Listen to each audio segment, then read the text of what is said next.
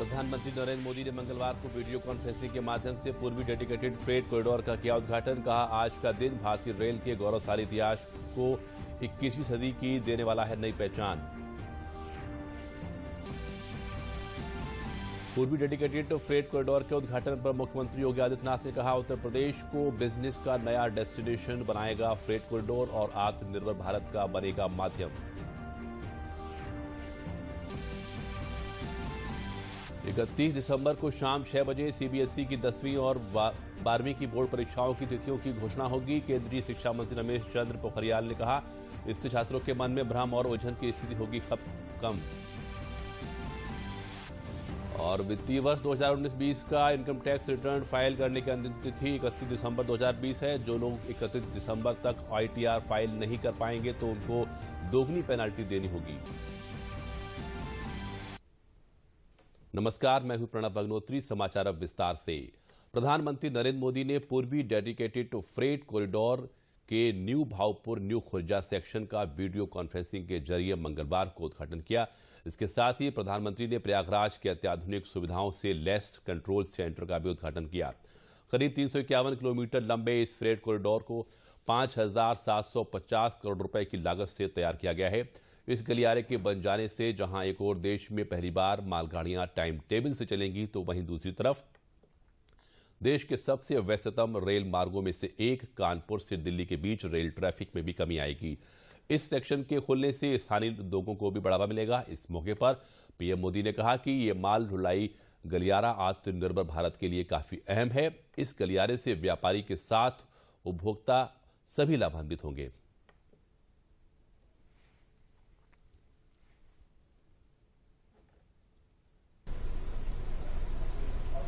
विशेष सुविधाओं से एक तो भारत में यात्री ट्रेन की लेट लतीफी समस्या कम होगी। दूसरा ये कि इससे मालगाड़ी की स्पीड भी 3 गुना से ज्यादा हो जाएगी और मालगाड़ियां पहले से 2 गुना तक सामान की ढुलाई कर पाएगी, क्योंकि इन ट्रैक पर डबल डेकर यानी डिब्बे के ऊपर डिब्बा ऐसी मालगाड़ियां चलाई जा सकेगी। मालगाड़ियां जब समय पर पहुंचती और पहुंचेगी तो हमारा लॉजिस्टिक नेटवर्क सस्ता होता जाएगा। हमारा सामान पहुंचाने का जो खर्च है वो कम होने के कारण सामान सस्ता होगा, जिसका हमारे निर्यात को लाभ होगा। यही नहीं, देश में उद्योग के लिए बेहतर माहौल बनेगा, ईज ऑफ डूइंग बिजनेस बढ़ेगी, निवेश के लिए भारत और आकर्षक बनेगा। देश में रोजगार के, स्वरोजगार के अनेक नए अवसर भी तैयार होंगे। खुर्जा पर पहली मालगाड़ी की शुरुआत होने पर पीएम मोदी ने इसे नए भारत की गूंज बताया। Khurja Bhaupur freight corridor route पर जब पहली मालगाड़ी दौड़ी तो उसमें नए भारत की, आत्मनिर्भर भारत की गूंज और गर्जना स्पष्ट सुनाई दी। प्रयागराज में ऑपरेशन कंट्रोल सेंटर भी नए भारत के नए सामर्थ्य का प्रतीक। ये दुनिया के बेहतरीन और आधुनिक कंट्रोल सेंटर में से एक है और ये सुनकर किसी को भी गर्व होगा कि इसमें मैनेजमेंट और डेटा से जुड़ी जो टेक्नोलॉजी है वो भारत में ही तैयार की गई है। भारतीयों ने ही उसको तैयार किया है। पीएम मोदी ने कहा कि भारत आधुनिक ट्रेनों का निर्माण अपने लिए भी कर रहा है और निर्यात के लिए भी कर रहा है। हमने ऐलान करके भूल जाने वाली राजनीति को बदला। हमने रेल ट्रैक पर निवेश किया, रेलवे नेटवर्क को हजारों मानव रहित फाटकों से मुक्त किया, रेलवे ट्रैक को तेज गति से चलने वाली ट्रेनों के लिए तैयार किया रेलवे नेटवर्क के चौड़ीकरण और बिजलीकरण दोनों पर फोकस किया। आज वंदे एक्सप्रेस जैसी सेमी हाई स्पीड ट्रेन भी चल रही है और भारतीय रेल पहले से कहीं अधिक सुरक्षित भी हुई है। पूर्वी डेडिकेटेड फ्रेट कॉरिडोर के उद्घाटन के अवसर पर मुख्यमंत्री योगी आदित्यनाथ ने कहा कि प्रधानमंत्री नरेंद्र मोदी जी के नेतृत्व में भारतीय रेल विकास की पटरी पर दौड़ रही है। प्रधानमंत्री ने पूर्वी डेडिकेटेड फ्रेट कॉरिडोर का न्यू भावपुर न्यू खुर्जा खंड राष्ट्र को समर्पित किया है। प्रदेशवासियों के लिए यह प्रसन्नता का विषय है। उन्होंने कहा कि प्रधानमंत्री ने आज प्रयागराज में ईडीएफसी के ऑपरेशन कंट्रोल सेंटर का उद्घाटन किया। इससे क्षेत्र के विकास को बढ़ावा मिलेगा। ये सेंटर रोजगार के नए अवसर भी पैदा करेगा। ये सेंटर रेलों की गति बढ़ाने में सहायक सिद्ध होगा। उन्होंने कहा कि इस डेडिकेटेड फ्रेट कॉरिडोर के बनने से मालगाड़ी की औसत रफ्तार 25 किलोमीटर प्रति घंटे से बढ़कर 75 किलोमीटर प्रति घंटा हो जाएगी। इससे प्रदेश के माल को बंदरगाहों तक पहुंचाने में सहायता मिलेगी और समय की बचत होने के साथ ही रास्ते में भी माल खराब होने से बच सकेगा। हमारे लिए आज का दिन महत्वपूर्ण इसलिए भी है कि आज आदरणीय प्रधानमंत्री जी के कर कमलों से डेडिकेटेड फ्रेट कॉरिडोर के जो पहले खंड का न्यू खुर्जा न्यू भावपुर आज राष्ट्र को समर्पित होने वाला है। यह प्रदेश के लिए अत्यंत महत्वपूर्ण है क्योंकि dedicated freight corridor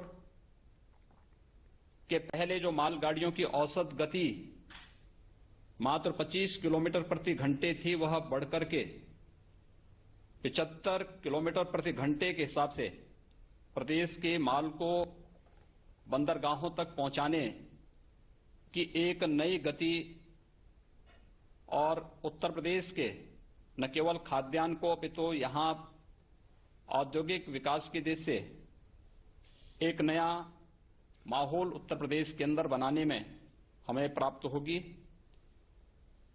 Uttar Pradesh जैसे लैंडलॉक्ड राज्य के लिए इस फ्रेट कॉरिडोर के महत्व को हम सभी इसके महत्व को समझ सकते हैं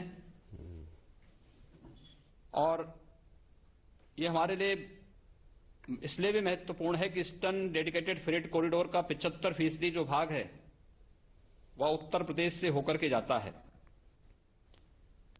उत्तर प्रदेश में ईस्टर्न और वेस्टर्न फ्रेट कॉरिडोर का जंक्शन भी है जो प्रदेश स्थित औद्योगिक इकाइयों के लिए अत्यंत लाभकारी सिद्ध होगा तथा लॉजिस्टिक क्षेत्र में भी हमें नए अवसर सृजित करने का एक हमें अवसर प्रदान कर रहे हैं। किसान आंदोलन को लेकर आज एक बड़ा सवाल यह है कि क्या दिल्ली की सीमाओं पर बैठे किसान संगठनों का आंदोलन आज समाप्त हो सकता है। यह एक बड़ा सवाल है क्योंकि सरकार ने हमेशा की तरह बार बार कहा है कि वो हर मुद्दे पर किसान संगठनों से हर आपत्तियों पर साफ नियत खुले दिल से वार्ता को तैयार है, चाहे एमएसपी हो या मंडियों की मौजूदा स्थिति। देखिए पूरी रिपोर्ट। कृषि सुधारों पर देश के अलग अलग हिस्सों से किसानों का केंद्र सरकार को समर्थन का दौर जारी है, तो सुधारों के विरोध में बैठे किसानों और सरकार के बीच बुधवार को वार्ता होने जा रही है। बुधवार को कृषि सुधारों के खिलाफ आंदोलन कर रहे किसानों और केंद्र सरकार के बीच अगले दौर की वार्ता होगी। केंद्र सरकार ने किसानों को चिट्ठी लिखी थी जिसके जवाब में किसानों ने वार्ता का न्योता स्वीकार करते हुए कुछ शर्तों के साथ 29 तारीख को बातचीत के लिए हामी भरी थी। इसके बाद सरकार ने संयुक्त किसान मोर्चा को खत लिखकर बताया कि 30 दिसंबर को दोपहर 2 बजे विज्ञान भवन में वार्ता के लिए आएं। कृषि मंत्रालय के सचिव संजय अग्रवाल की जारी चिट्ठी में कहा गया है कि सरकार साफ नियत और खुले मन से प्रासंगिक मुद्दों के तर्कपूर्ण समाधान करने को प्रतिबद्ध है। बैठक में किसानों की ओर से भेजे विवरण के मुताबिक तीनों कृषि कानूनों, एमएसपी की खरीद व्यवस्था के साथ ही राष्ट्रीय राजधानी क्षेत्र और आसपास के क्षेत्रों में वायु गुणवत्ता प्रबंधन के लिए आयोग अध्यादेश 2020 और विद्युत संशोधन विधेयक 2020 में किसानों से संबंधित मुद्दों पर विस्तृत चर्चा होगी। दोपहर 2 बजे किसान मंत्रियों की समिति के साथ वार्ता करेंगे। सरकार और बीजेपी दोनों ने उम्मीद जताई है कि इस वार्ता से हल निकलेगा। निश्चित रूप से जो किसान संगठन आ रहे हैं उन पर हमें पूरा भरोसा है कि वो सकारात्मक सोच के साथ आएंगे और एक समाधान की ओर हम बढ़ पाएंगे। और निश्चित रूप से आज देश के अंदर करोड़ों करोड़ जो किसान हैं वो इस बिल का समर्थन कर रहे हैं उनकी भावना को भी वो निश्चित रूप से समझेंगे, क्योंकि ये बिल है वो किसान को आज़ादी देने वाले बिल हैं और इस जो एक लंबे समय से जो किसानों की जो आंदोलन है वो समाप्त होने की पूरी उम्मीद है हमें। ये हमारे जो दोनों बिल हैं ये किसान के हित में है और उन्हें इतना भी विश्वास है कि प्रधानमंत्री नरेंद्र मोदी जी के हाथों से कोई भी काम ऐसा नहीं हो सकता जो किसानों के खिलाफ जाए। इसमें उन्हें विश्वास है। कुछ गलतफहमियां, कुछ भ्रांतियां किसानों के दिल में है, मुझे विश्वास है कल उनका निराकरण भी हो जाएगा। केंद्र सरकार के तमाम मंत्री और खुद प्रधानमंत्री नरेंद्र मोदी बार बार कह चुके हैं कि कृषि सुधार किसानों के कल्याण के लिए है और इससे उन्हें फायदा होगा। प्रधानमंत्री समेत पूरी सरकार ने साफ किया है कि सरकार किसानों की चिंताओं का समाधान करने को तैयार है। इस बीच दिल्ली की सीमाओं पर किसानों का आंदोलन जारी है। किसानों के आंदोलन की वजह से लोगों को भारी दिक्कतों का सामना करना पड़ रहा है। देश में कोरोना के खिलाफ जंग एक अपने अहम मोड़ पर है। हम ऐसा आखिर क्यों कह रहे हैं? एक तरफ हम कोरोना के संक्रमण को मोटे तौर पर नियंत्रित करने में कामयाब दिख रहे हैं क्योंकि दैनिक मामलों में लगातार गिरावट है, तो वहीं नया स्ट्रेन चिंताएं पैदा करता दिखता है। लेकिन राहत की बात यह है कि टीकाकरण की तैयारियां पुख्ता हो रही हैं क्योंकि आने वाली वैक्सीन नए यूके स्ट्रेन से भी पूरी तरीके से लड़ने में कामयाब है। कोरोना वायरस के नए प्रकार या कहें नए वेरिएंट के भारत पहुंचने की खबरों के बीच मंगलवार को राहत की खबरें भी आईं। मंगलवार सुबह जारी सरकार के आंकड़ों के मुताबिक दैनिक मामलों में बड़ी गिरावट दर्ज की गई है। पिछले 24 घंटों में 16,432 नए मामले रिपोर्ट किए गए हैं, जो हाल के कुछ महीनों में एक दिन में सामने आए संक्रमितों की सबसे कम संख्या है।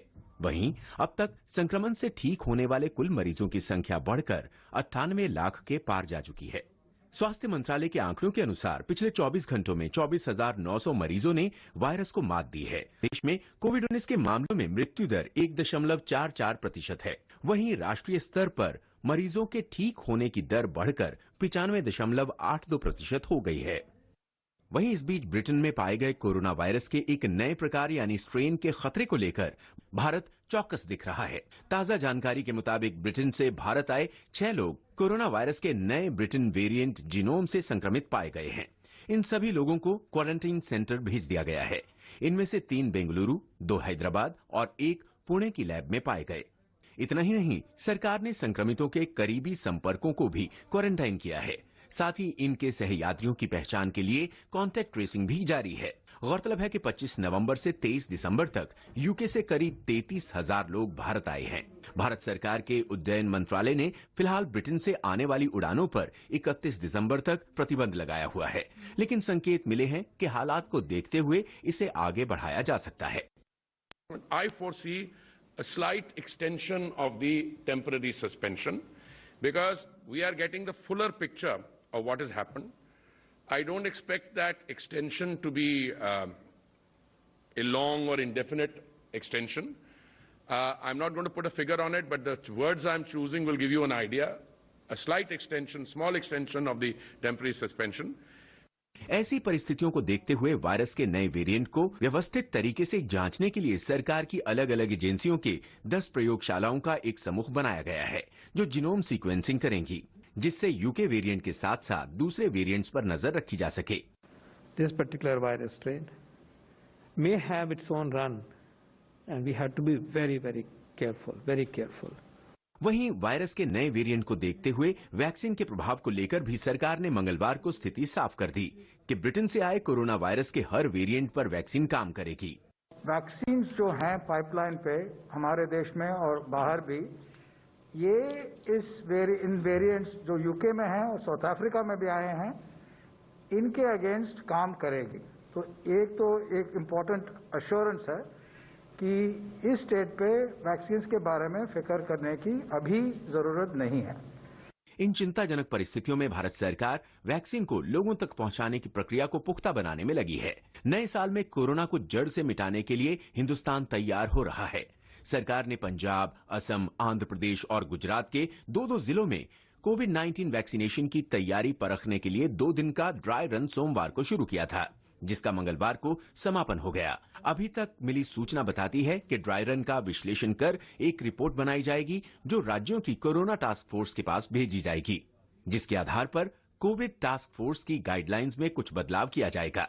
वहीं एक बड़ी बात यह भी है कि ड्राई रन में कोल्ड चेन से वैक्सीनेशन साइट्स तक वैक्सीन लाने ले जाने की प्रक्रिया परखी जा रही है, जिसमें अलग अलग हवाई अड्डों और कोल्ड स्टोरेज जैसी सुविधाओं को भी परखने में मदद मिल रही है। The concerned government department is fully in control of this, and the transportation, which is, as Secretary said, a multimodal exercise, the civil aviation component will certainly undertake the tasks assigned to it. इन सब के बीच आंकड़े ये बताते हैं कि भारत में पिछले सप्ताह पॉजिटिविटी रिपोर्ट 2.25% रही है। केंद्रीय मंत्री थावरचंद गहलोत ने प्रेस वार्ता करके जानकारी दी कि भारत सरकार ने अनुसूचित जाति वर्ग के उच्च शिक्षा प्राप्त करने वाले छात्रों को मिलने वाली छात्रवृत्ति में ऐतिहासिक परिवर्तन किया है। इस योजना के तहत अब तक शिक्षा के लिए 60% केंद्र देगी और 40% राज्य वहन करेगी। माना जा रहा है कि इस योजना से करीब 4 करोड़ छात्रों को फायदा होगा। 60% केंद्र सरकार देगी और 40% राज्य सरकार वहन करेगी, और इसका परिणाम यह होगा कि हम जो 60% अमाउंट देंगे, वो जो वर्तमान अमाउंट दे रहे हैं 1100-1200 करोड़, उसका 5 गुना होगा। अभी हम एक साल में 1100-1200 करोड़ रुपए देते थे, अब एक साल में 5500 से लेकर 6000 करोड़ तक की राशि केंद्र राज्यों को देगी और 40% राज्य मिलाएगा। ये कुल राशि का एवरेज हमने जोड़ा है। 5 साल का ये योजना 5 साल के लिए है, 25-26 तक। केंद्रीय शिक्षा मंत्री रमेश पोखरियाल निशंक ने कहा है कि वो आगामी 31 दिसंबर को शाम 6 बजे सीबीएसई की 10वीं और 12वीं बोर्ड परीक्षाओं की तिथियों की घोषणा करेंगे। शिक्षा मंत्री ने कहा कि परीक्षाओं को लेकर छात्रों में उलझन और भ्रम की स्थिति है। ऐसे में तिथियों की घोषणा होने से स्थिति स्पष्ट हो जाएगी।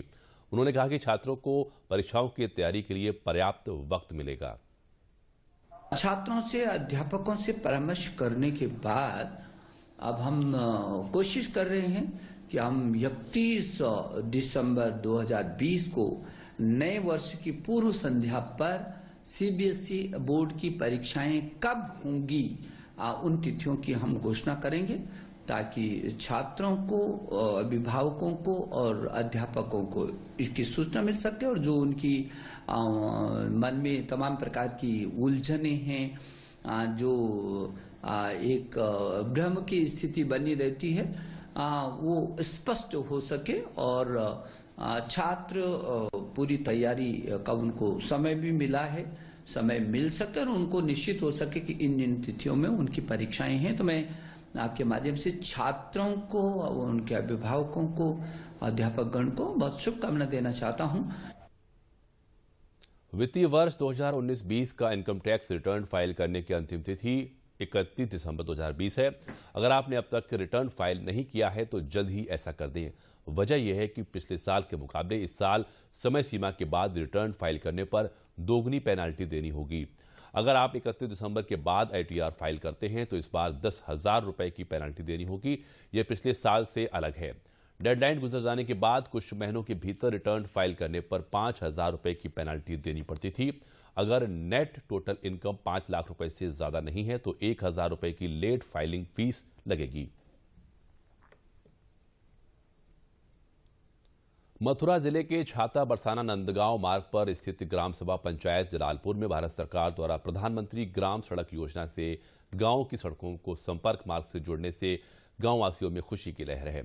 इससे पूर्व बीमार व्यक्ति को अस्पताल ले जाने के लिए घंटों लगते थे, अब आने जाने में काफी सुविधा हो गई है। यहां कंक्रीट की सड़कें बनने से काफी सुविधा हुई है। ग्रामीणों ने बताया कि पहले बुजुर्ग, बच्चे और खासकर जच्चा बच्चा और महिलाओं को बड़ी परेशानी का सामना करना पड़ता था। अब सरकार द्वारा प्रधानमंत्री ग्राम सड़क योजना से गांव की सड़कों को संपर्क मार्ग तक जोड़ा गया है और सड़कें अच्छी गुणवत्ता युक्त बनाई गई हैं। यह सरकार का सराहनीय कदम है। परेशानी, सड़क टूटी पड़ी, गड्ढे, अब सड़क बन गई, अब सुविधा होगी। अब से जच्चा ले जाने की परेशानी, बिल्कुल कोई भान नहीं है, आता ही ना कोई, वही ना आता। ब्याह शादी में बारात भी दिक्कत उठा गई, कोई ना आने जाने में परेशानी। अब सही है, अब सड़क बन गई। अब सड़कें की हालत बहुत खराब थी तब से माननीय नरेंद्र मोदी जी हमारे प्रधानमंत्री बने तब से हालत बहुत गाँव की सुधरी है और सड़कें भी बड़ी बड़ी बनी हैं। पहले हालत बहुत ज़्यादा नाजुक थी और जब मरीज बीमार हो जाते थे हमारे बुजुर्ग लोग, तब से यहाँ से अस्पताल ले जाने में काफ़ी समस्या आती थी। तब से माननीय मोदी जी बने, सड़कों का हालत बहुत सुधरी है। तब से अब जो 1-1 घंटा लगता था रास्ता सफ़र करने में, अब 10 मिनट में पूरा कार्य हो जाता है। पहले ये सड़क इतना गड्ढा था जी कि हमको इतनी परेशानियां उठनी पड़ती, इतनी परेशानियां, कभी कोई मरीज भी आदमी ले जाना पड़ता था, बड़ी मुश्किल हमारी परेशानी बहुत सामने आई इसकी। अब ये सड़क अच्छी बन गई है, हम बहुत खुश हैं, बहुत बढ़िया, आने जाने वाले में बड़ी सहूलत हो गई, इसमें सहूलत अच्छी। सड़क पहले जी यहाँ तो बहुत खराब थी, बहुत गड्ढे थे, पानी भरा रहता था। अब तो बहुत अच्छी सुविधा है, बहुत अच्छी सड़क हो गई है। हम यहाँ से कोसी आते हैं जाते हैं तो वहाँ आने जाने में दिक्कत होती थी कि कोसी वाली सड़क से जुड़ी हुई है, बरसाना कोसी से। केंद्र सरकार की आयुष्मान भारत प्रधानमंत्री जन आरोग्य योजना अलीगढ़ जनपद में गरीबों के लिए वरदान साबित हो रही है। इस योजना में जनपद के 55 अस्पताल मुफ्त इलाज के लिए अधिकृत किए गए हैं। इन सभी अस्पतालों में गोल्डन कार्ड देखते ही इलाज मिल जाता है। जनपद में 1,48,436 ग्रामीण परिवार और 84,077 परिवार शहरी इस योजना में शामिल किए गए हैं। जिले में 2,20,145 लोगों को गोल्डन कार्ड वितरित करने का लक्ष्य है। इस योजना में जिले में अब तक 1,72,357 लोगों के गोल्डन कार्ड बनाए गए हैं। 15 दिसंबर से गोल्डन कार्ड बनाने का विशेष अभियान चलाया जा रहा है, जिसके तहत सरकार की मंशा के अनुसार प्रत्येक लाभार्थी परिवार को गोल्डन कार्ड उपलब्ध कराना है। 25 सितंबर से शुरू हुई इस विशेष अभियान में प्रदेश में जिले सबसे अधिक गोल्डन कार्ड बनाए गए हैं। योजना के तहत जिले में अब तक 17,664 मरीजों का इलाज किया जा चुका है। कोविड के दौरान 7,664 लोगों को लाभ मिला है। इस योजना में लाभार्थी को सालाना 5 लाख रुपए तक के मुफ्त इलाज की व्यवस्था है।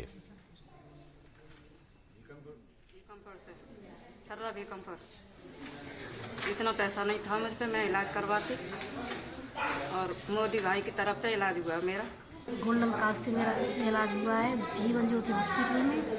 मोदी जी के धन्यवाद मोदी जी के लिए, जो मुझ में पैसे नहीं थे जो मैं इलाज करा चुकी। बहुत गरीब मेरी हालत है, मोदी जी के लिए धन्यवाद। मेरा गोल्डन कार्ड से पित्ती की थैली का इलाज फिर हुआ है जीवन ज्योति हॉस्पिटल में। मोदी जी को बहुत बहुत धन्यवाद। मुझे गोल्डन कार्ड से ही मेरा इलाज हुआ है और मुफ्त हुआ है जीवन ज्योति में। मैं सरकार के लिए हाथ जोड़कर बात करता हूँ। जो आयुष्मान भारत कार्ड योजना जो प्रधानमंत्री जी ने चलाई है, उसी के तहत मेरा इलाज हुआ है और मैं बार बार उनको धन्यवाद देता हूँ और उनका बड़ा आभारी हूँ कि जो ऐसी योजना के अंतर्गत मेरा इलाज के हॉस्पिटल से चल रहा है। और वहाँ का स्टाफ डॉक्टर नितिन बांसले बहुत अच्छे डॉक्टर हैं और मरीजों का बहुत अच्छा ख्याल रखते हैं। मैं बार बार उनको धन्यवाद देता हूँ, स्टाफ के लिए, प्रधानमंत्री के लिए। और मेरे दिल के अंदर 3 छल्ले पड़े हुए हैं। शायद ये योजना ना होती आयुष्मान भारत कार्ड की तो शायद मैं इतने गरीब घर का आदमी मैं अपना इलाज नहीं करा पाता। मेरा आयुष्मान गोल्डन कार्ड बना हुआ है। मैं इसके द्वारा लाभ प्राप्त कर रहा हूँ। मेरी आँख में परेशानियाँ होती है, उनका इलाज कराने आया हूँ। मैं धन्यवाद देता हूँ मैं प्रधानमंत्री नरेंद्र मोदी जी को, इन्होंने ऐसी योजना चलाई जिससे मुझे लाभ मिल रहा है। जम्मू कश्मीर के पुलवामा में अदम्य साहस का परिचय देते हुए मेरठ के ग्राम सिसौली के वीर सपूत 44वीं राष्ट्रीय राइफल्स के हवलदार अनिल कुमार तोमर की शहादत 28 दिसंबर 2020 को हुई। जिलाधिकारी के बालाजी, सांसद राजेंद्र अग्रवाल, गन्ना मंत्री सुरेश राणा व अन्य गणमान्य व्यक्तियों ने उनके जनपद मेरठ में पहुंचकर उनके परिवारजनों को सांत्वना दी और शहीद अनिल तोमर को श्रद्धांजलि अर्पित की। अनिल का पार्थिव शरीर श्रीनगर से गांव में लाया गया। रात में उनका अंतिम संस्कार उनके गांव में उनके बेटे द्वारा किया गया। मुख्यमंत्री योगी आदित्यनाथ के प्रतिनिधि के रूप में गन्ना मंत्री सुरेश राणा द्वारा 50 लाख रुपए का चेक शहीद के पिता को सौंपा गया और बताया गया कि माननीय मुख्यमंत्री के निर्देशानुसार परिवार के एक व्यक्ति को सरकारी नौकरी और एक सड़क का नामकरण शहीद के नाम पर किया जाएगा। बर्फबारी के बाद जम्मू कश्मीर, हिमाचल प्रदेश और उत्तराखंड के पहाड़ सफेद चादर से ढक गए हैं तो मैदानों में ठिठुरन बढ़ गई है। दिल्ली एनसीआर में शीतलहर का प्रकोप जारी है। नए साल की शुरुआत से पहले बर्फ की चादरों से घिर गए हैं पहाड़। जम्मू कश्मीर हो या हिमाचल प्रदेश या फिर उत्तराखंड, इन राज्यों में पहाड़ों पर जमकर बर्फबारी हो रही है, जिससे नए साल का जश्न मनाने पहुंचे पर्यटकों में खुशी की लहर दौड़ गई है। सबसे पहले बात जम्मू कश्मीर की। कश्मीर घाटी के तमाम इलाकों में ताज़ा बर्फबारी हुई है। श्रीनगर के साथ ही घाटी के अन्य ऊंचाई वाले इलाकों में सोमवार से ही बर्फबारी हो रही है। सड़कों पर बर्फ की मोटी परत जम चुकी है और तमाम इलाके सफेद चादर से ढके हुए हैं। कश्मीर के बाकी हिस्सों में भी कुदरत का कूल अटैक जारी है। श्रीनगर समेत तमाम इलाकों में पारा शून्य तक पहुंच गया है। वहीं जम्मू के भी कई जिलों में बर्फबारी हुई है। उधमपुर जिले के पटनी टॉप में बर्फबारी से पर्यटकों के चेहरे खिल गए हैं। यहाँ का वेदर, स्नोफॉल हो रही है, बहुत अच्छी वेदर एंजॉय कर रहे हैं। न्यू ईयर को सेलिब्रेट करने के लिए यहाँ पे भरपूर स्नोफॉल हो रही है। बात हिमाचल प्रदेश की करें तो वहाँ भी कई इलाकों में बर्फबारी हुई है। शिमला में सीजन की पहली बर्फबारी हुई, जिससे सड़कें बर्फ से ढक गईं। बर्फबारी के चलते कई जगहों पर गाड़ियां और लोग फंस गए। एक अन्य पर्यटक स्थल धर्मशाला में भी जमकर बर्फबारी हुई है, जिससे पर्यटकों के चेहरे खिल गए हैं। बहुत ही अच्छी कल बर्फबारी हुई है। सुबह बिल्कुल मौसम साफ था और अभी हम सुबह उठ के आए तो एकदम यहाँ सब कुछ सफेद हो रखा है। इतने ज्यादा हम मजे कर रहे हैं पूरी फैमिली के साथ। पहाड़ों पर हुई इस बर्फबारी के बाद उत्तर भारत के कई शहर सर्द हवाओं से सिकुड़ रहे हैं। बात राजधानी दिल्ली की करें तो एनसीआर में कड़ाके की ठंड ने फिर से दस्तक दे दी है। दिल्ली में मंगलवार सुबह कोहरा छाए रहने के साथ ही ठंडी हवाएं चली। मौसम विभाग के अनुसार राष्ट्रीय राजधानी दिल्ली में शीतलहर चल रही है और शीतलहर की स्थिति अगले 2 दिनों तक बनी रहेगी। 1 जनवरी से सुधार होना शुरू होगा और तापमान हल्का बढ़ना शुरू हो जाएगा। दिल्ली में और एनसीआर में हवा बनी हुई है। साथ ही साथ जो पंजाब, हरियाणा और जो वेस्ट यूपी के इलाके हैं वहाँ पर भी कोल्ड वेव की स्थिति बनी हुई है। तो 31 तारीख की सवेरे तक हमारे पास कोल्ड वेव की सिचुएशन बनी रहेगी। 1 तारीख से हल्के हल्के इसमें इम्प्रूवमेंट आना शुरू होगा। उत्तर प्रदेश की बात करें तो वहाँ भी तमाम जिलों में कड़ाके की ठंड पड़ रही है। राजस्थान में तेज और ठंडी उत्तरी हवाओं के असर के चलते मंगलवार को ज्यादातर स्थानों पर न्यूनतम और अधिकतम तापमान में गिरावट दर्ज की गई। वहीं कुछ स्थानों पर न्यूनतम तापमान जमाव बिंदु और उससे नीचे दर्ज किया गया। हरियाणा और पंजाब के कई हिस्सों में पिछले कुछ दिनों से जारी शीतलहर मंगलवार को और तेज हो गई। कई स्थानों पर कोहरा छाए रहने से विजिबिलिटी भी कम हो गई है। मौसम विज्ञान विभाग ने दोनों राज्यों में अगले 2 दिनों तक भीषण ठंड रहने का पूर्वानुमान जताया है। यानी उत्तर भारत में नया साल कड़ाके की ठंड के बीच ही मनेगा। भारत ने ऑस्ट्रेलिया के हाथों पहले टेस्ट में मिली करारी हार का बदला मेलबर्न में हुए दूसरे टेस्ट मैच में ले लिया है। टीम इंडिया ने मेलबर्न टेस्ट में मेजबान ऑस्ट्रेलिया को 8 विकेट से हराया। इसके साथ भारत ने 4 मैच की सीरीज को 1-1 की बराबरी पर ला दिया है। मैच में शानदार शतक लगाने वाले भारतीय कप्तान अजिंक्य रहाणे को मैन ऑफ द मैच चुना गया है।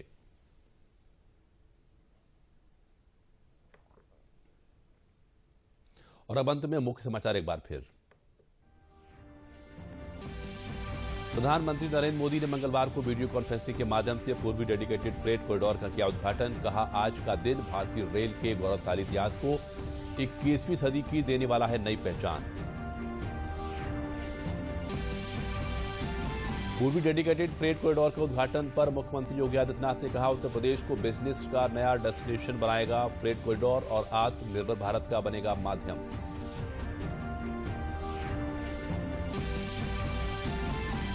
इकतीस दिसंबर को शाम 6 बजे सीबीएसई की 10वीं व 12वीं की बोर्ड परीक्षाओं की तिथियों की होगी घोषणा। केंद्रीय शिक्षा मंत्री रमेश पोखरियाल ने कहा, इससे छात्रों के मन में भ्रम और उलझन की स्थिति होगी कम।